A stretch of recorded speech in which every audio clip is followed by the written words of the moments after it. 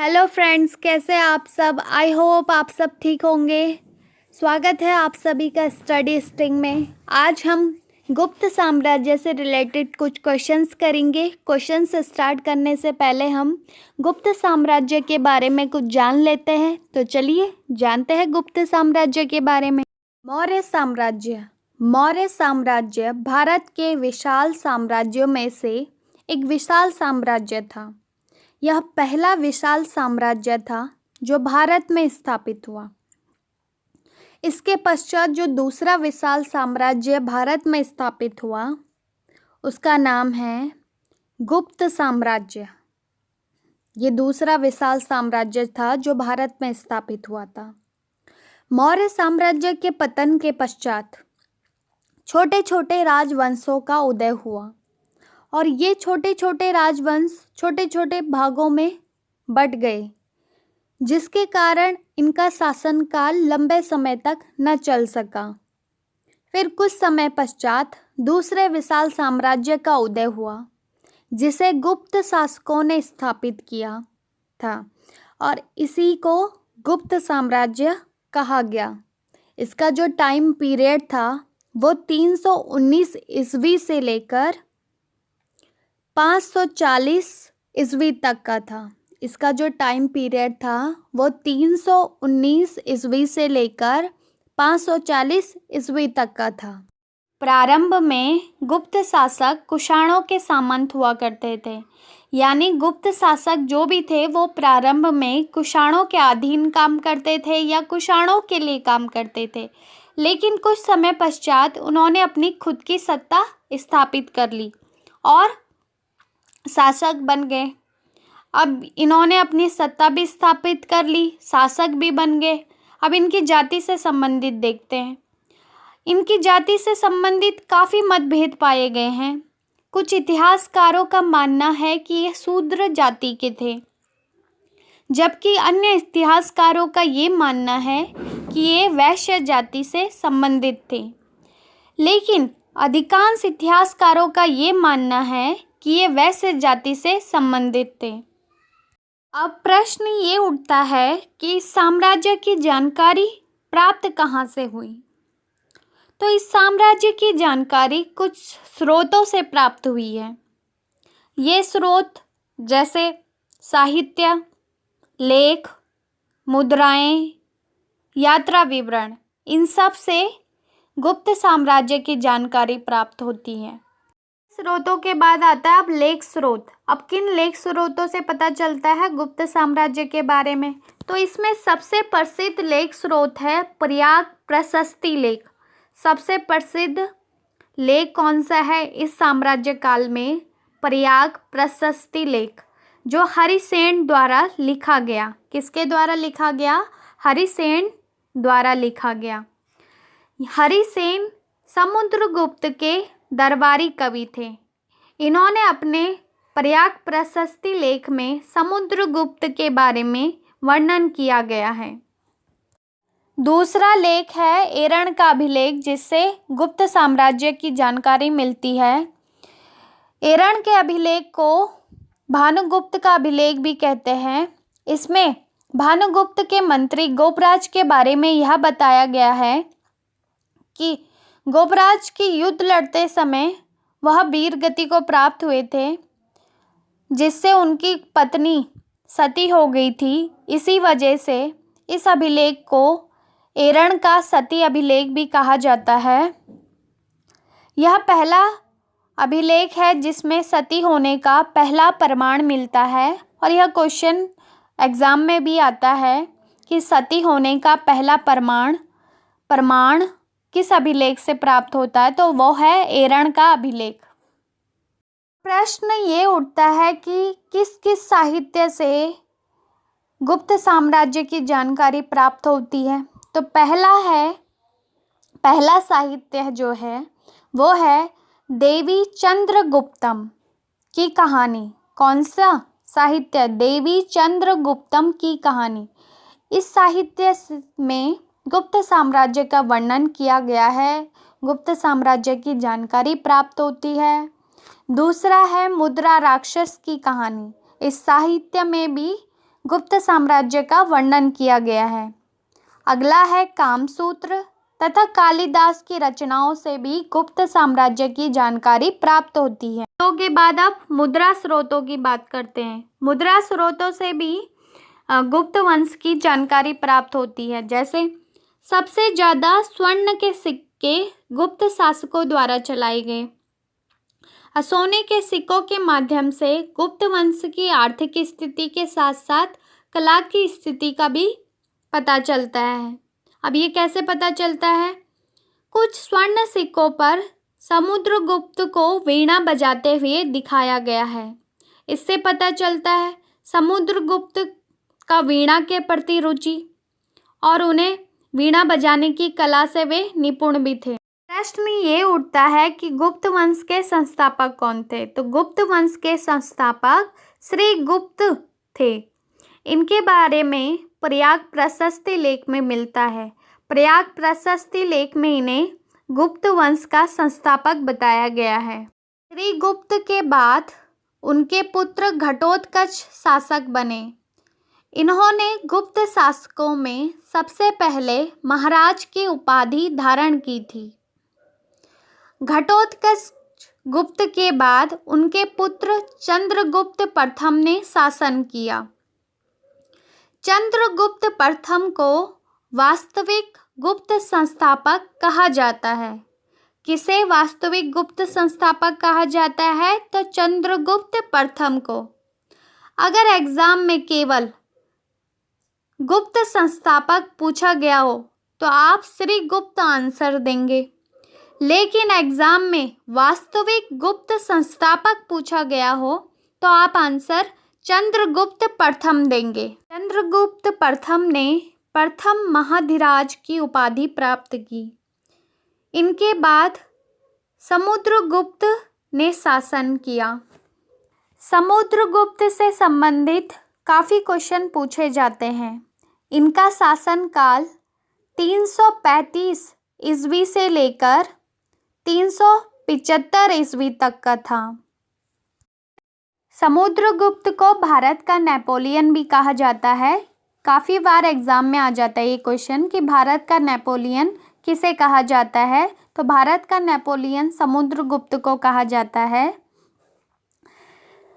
प्रयाग प्रशस्ति अभिलेख जो कि हरिसेन ने लिखा था, और हरिसेन समुद्रगुप्त के दरबारी कवि थे। इन्होंने समुद्रगुप्त की विजयों के बारे में, यानी उन्होंने कितने युद्धों को जीता, इसके बारे में वर्णन किया गया है। और समुद्रगुप्त को कविराज के नाम से भी जाना जाता है। समुद्रगुप्त को किस नाम से जाना जाता है? कविराज के नाम से भी जाना जाता है। समुद्रगुप्त के पश्चात उनके बेटे चंद्रगुप्त द्वितीय ने शासन किया। उसके पश्चात कुमारगुप्त आए। कुमारगुप्त के पश्चात स्कंदगुप्त आए। इस तरह कई गुप्तों ने शासन किया। अब हम क्वेश्चंस पे आते हैं। आज का पहला क्वेश्चन है, गुप्त वंश के किस शासक ने सर्वप्रथम महाधिराज की उपाधि धारण की? आपके ऑप्शन है श्री गुप्त ने, चंद्रगुप्त प्रथम ने, घटोत्कच गुप्त ने, समुद्रगुप्त ने। इसका आंसर सोचिए, मैं ऊपर बता चुकी हूँ। तो इसका आंसर है चंद्रगुप्त प्रथम ने सर्वप्रथम महाधिराज की उपाधि प्राप्त की। अगला क्वेश्चन है, गुप्त शासकों की दरबारी या सरकारी भाषा क्या थी? तो आपके ऑप्शन है पाली, प्राकृत, हिंदी, संस्कृत। तो इसका आंसर है संस्कृत। तो गुप्त शासकों की दरबारी या सरकारी भाषा संस्कृत थी। अगला क्वेश्चन है, गुप्त वंश का वह राजा कौन था जिसने हुंडों को भारत पर आक्रमण करने से रोका? आपके ऑप्शन है कुमारगुप्त, समुद्रगुप्त, स्कंदगुप्त या फिर चंद्रगुप्त। तो इसका आंसर सोचिए। इसका आंसर है स्कंदगुप्त। स्कंदगुप्त ने हुंडों को भारत पर आक्रमण करने से रोका और स्कंदगुप्त कुमारगुप्त का पुत्र था। अगला क्वेश्चन है, परम भागवत उपाधि धारण करने वाला प्रथम गुप्त शासक था? आपके ऑप्शन हैं चंद्रगुप्त प्रथम, समुद्रगुप्त, चंद्रगुप्त द्वितीय या रामगुप्त। तो आपका आंसर है समुद्रगुप्त। समुद्रगुप्त परम भागवत उपाधि धारण करने वाला प्रथम गुप्त था। अगला क्वेश्चन है मिहिर कुल का संबंध था? आपके ऑप्शन है गुप्त, हुण, कुषाण, मौखरी। तो इसका आंसर है हुण। मिहिर कुल का संबंध हुण से था। मिहिर कुल भारत में एक ऐतिहासिक श्वेत हुण शासक था। ये तोरामन का पुत्र था। तोरामन भारत में हुण शासन का संस्थापक था और संस्कृत में मिहिर कुल का अर्थ सूर्य के वंश से है, अर्थात सूर्यवंशी। अगला क्वेश्चन है तांबे का सिक्का जारी करने वाला पहला गुप्त शासक कौन था? आपके ऑप्शन है चंद्रगुप्त द्वितीय, स्कंदगुप्त, रामगुप्त, चंद्रगुप्त प्रथम। इसका आंसर सोचिए। इसका आंसर है चंद्रगुप्त द्वितीय। तांबे के सिक्के को जारी करने वाला पहला शासक गुप्त शासक चंद्रगुप्त द्वितीय थे, जो समुद्रगुप्त के पुत्र थे और इनका शासनकाल 375 ईस्वी से लेकर 415 ईस्वी तक का था और इन्हें विक्रमादित्य के नाम से जाना जाता था। अगला क्वेश्चन है भारतीय संस्कृति का स्वर्ण युग था? आपके ऑप्शन है मौर्य काल, राजपूत काल, चोल काल, गुप्त काल। तो इसका आंसर सोचिए, मैं ऊपर आपको बता चुकी हूँ।